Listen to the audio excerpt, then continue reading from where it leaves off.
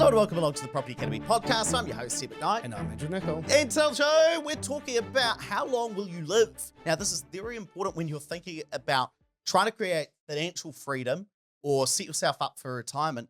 You really want to think about how far through your life are you, and specifically, when are you going to die and when do you want to retire? Because this helps you think about what you need to do for the rest of your life and set some goals. So we're going to play, we'll call it a little game. A little death game. Little death game if this is your life.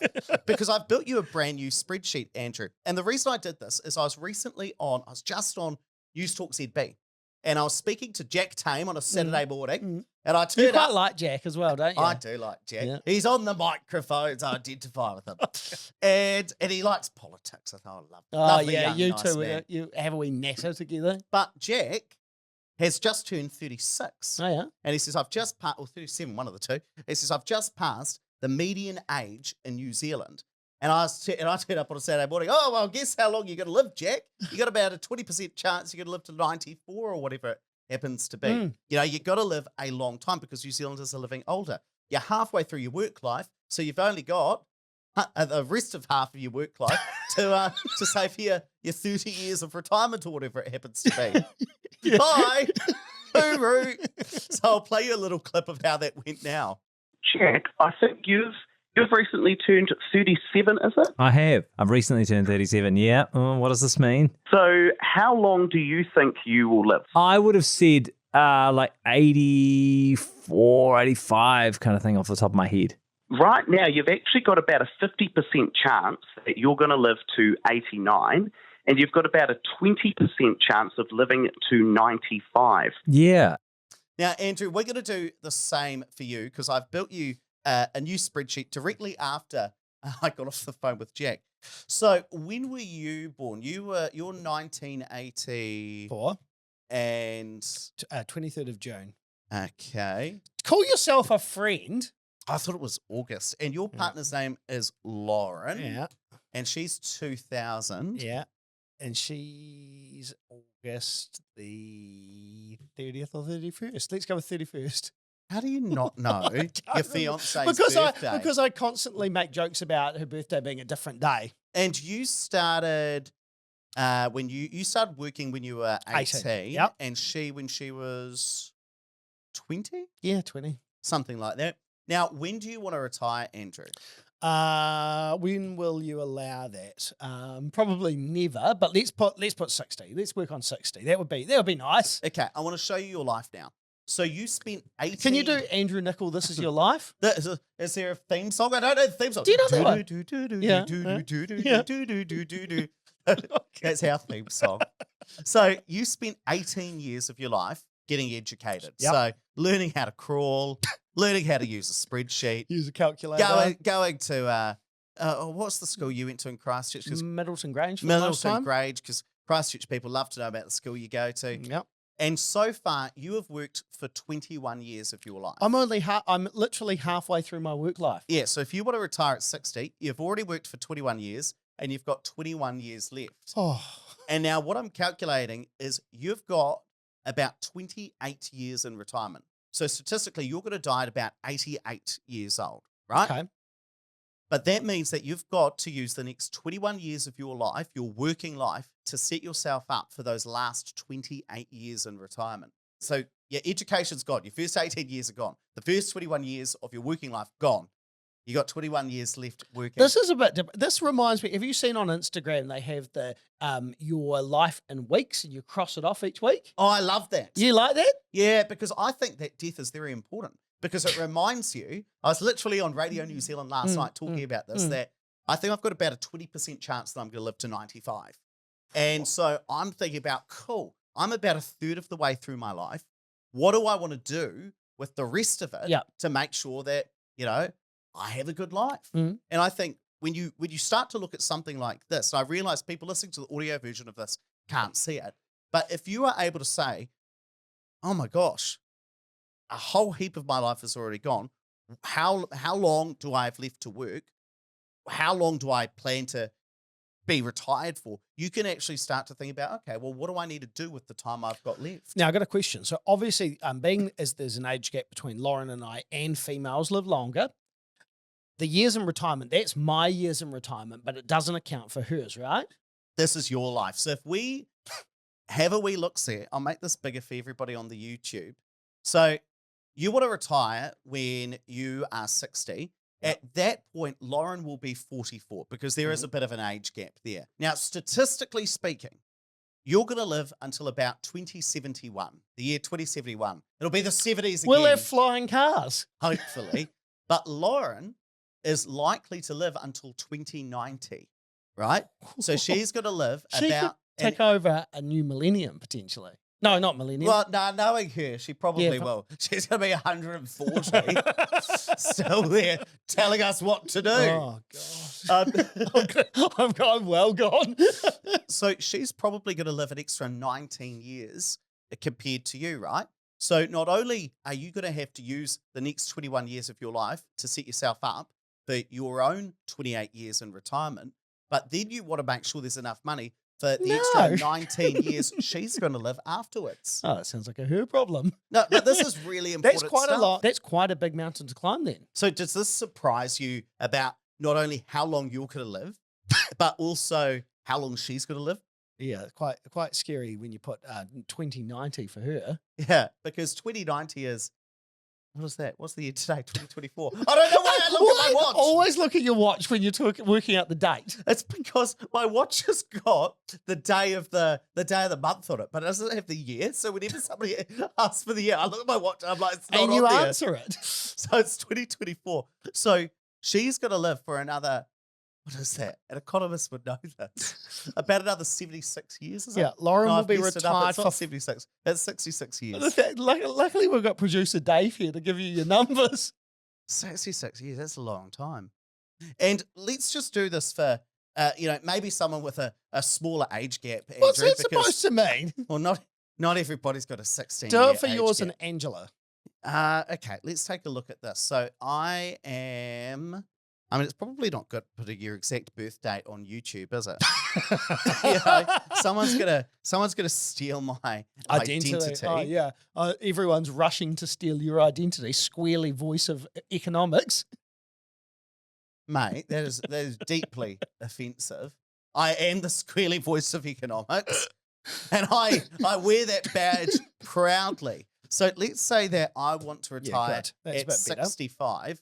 So So you're only 9 years into your working life. yeah, I'm only 9 years. Lazy.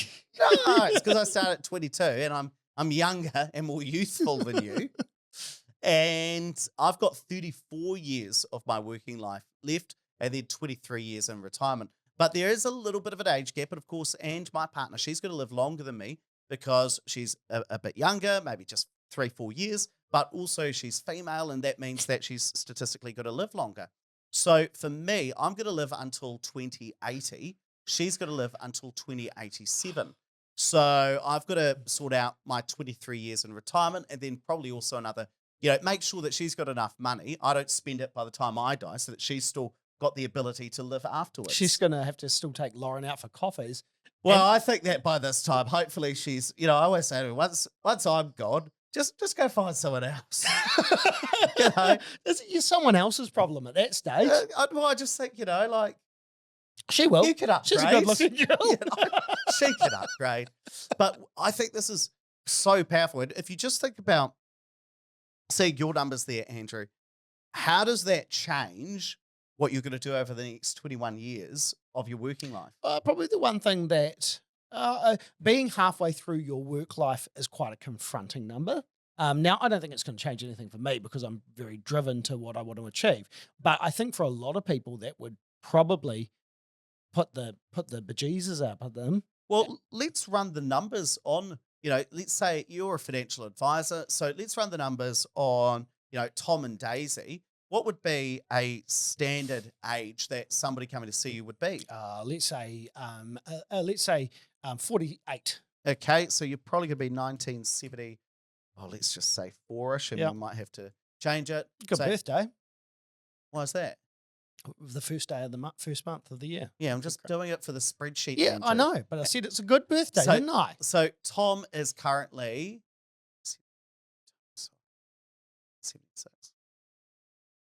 Cool. So let's say we've got Tom who is 48, and how old's Daisy going to be? Daisy's 43. Okay, so 5 years younger, born in 73. 1981. Oh, yeah.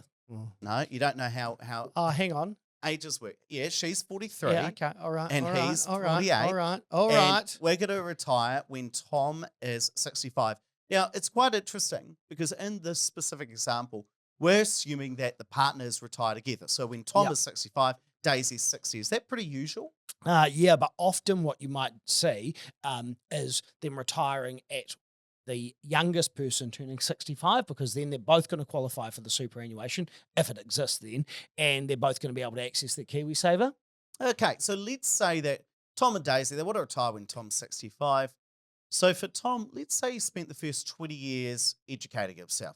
Again, learning to crawl, learning to eat. Why is learning to crawl in your immediate education thing? Not going to university, just learning to crawl. Well, no, because that's the first thing. When you're 3 years old or you're 2 years old, I don't know how producer Davis. Look at me, I know nothing about kids. Eliza's running around before 2, and you're thinking, yeah, when you're 3, you should probably graduate to crawling at that stage. But I go was on. slow to develop as a child. So he spent 20 years, go to university, go to school. If you're 48 today, he's 28 years through his working life, and he's got 17 years left. He's 48 today, wants to retire at 65. And then statistically speaking, he's going to retire for about 22 years. He's going to live to about 87. Now, probably the confronting thing for most people in this situation is when they're coming in to see a financial advisor, it's about planning for the future. So they're starting their investing now. So normally you've still got a mortgage, which you've got to pay off over the next, say, 17 years. And I've got to provide enough money to get me through 22 years of not working. That can be quite scary if I haven't started investing yet. And let's again look at the age gap numbers. I always find this fascinating. So Tom's got to live until 2062. There's a 5-year age gap. Daisy's a bit younger, so she's going to live longer, but also she's a female, so she's going to live longer.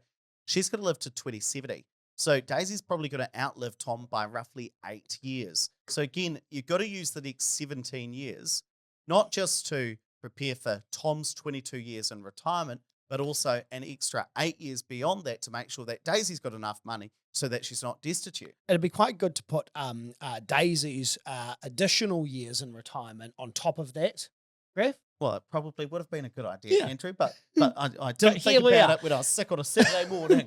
Now, tell me, where's the data from for this? So what we're looking at is Stats NZ. Now, one of the things you don't want to do, right, when you're thinking about how long you're going to live, is do not Google life expectancy Stats NZ, because this gives you a very misleading figure. So this will show you that today, let's make this a bit bigger for everybody at home. This will show you that somebody born in 2018 would expect to live to about 80 years old.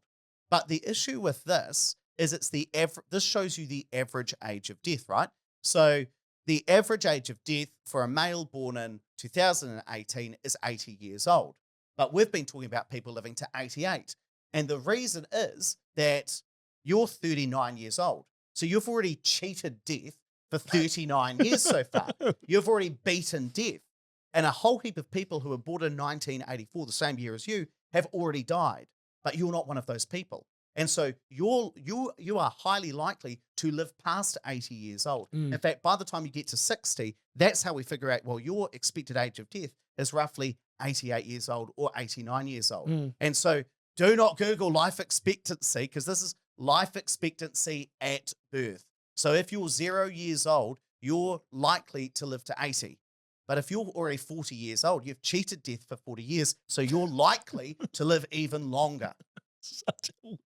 Such a weird description, but it makes sense. Well, it makes sense, Yeah. though. That's the point.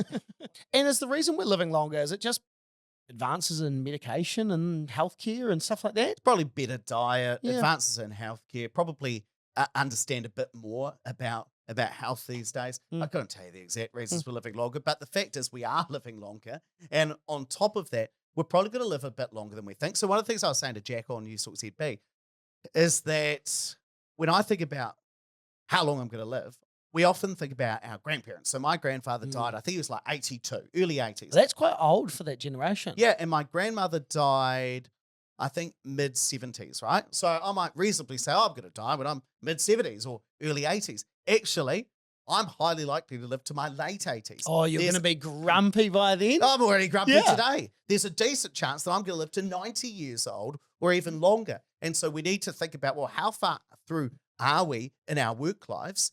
How long are we going to live for? What do we need to do with the work life we've got left in order to be able to set ourselves up? And one of the things that Jack said to me on Newstalk ZB was, well, I suppose the message is we've got to save more. No, Jack, that's not the answer. It's not saving more because you often can't save yourself rich. The answer is to invest more, whether that be in shares, whether that be in property or something else.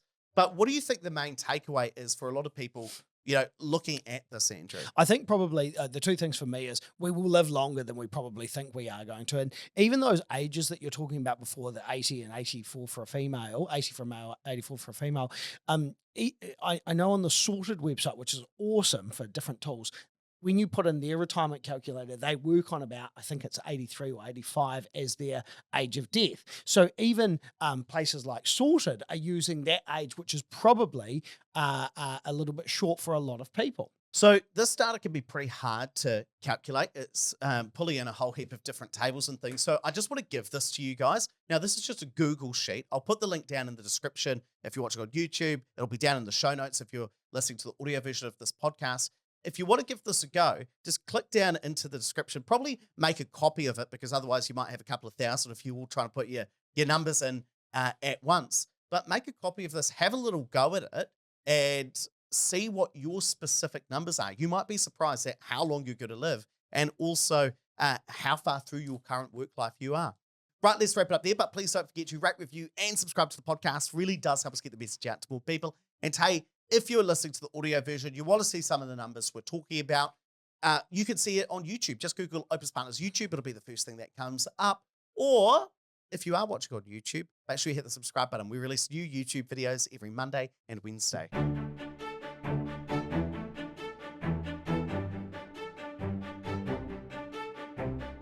Thanks for listening to the Property Academy podcast by Opus Partners. I'm your host, Steve McKnight. And I'm Andrew Nicol. We're going to be back again tomorrow with even more daily strategies, tactics, and insights to help you get the most out of the New Zealand property market. Until next time.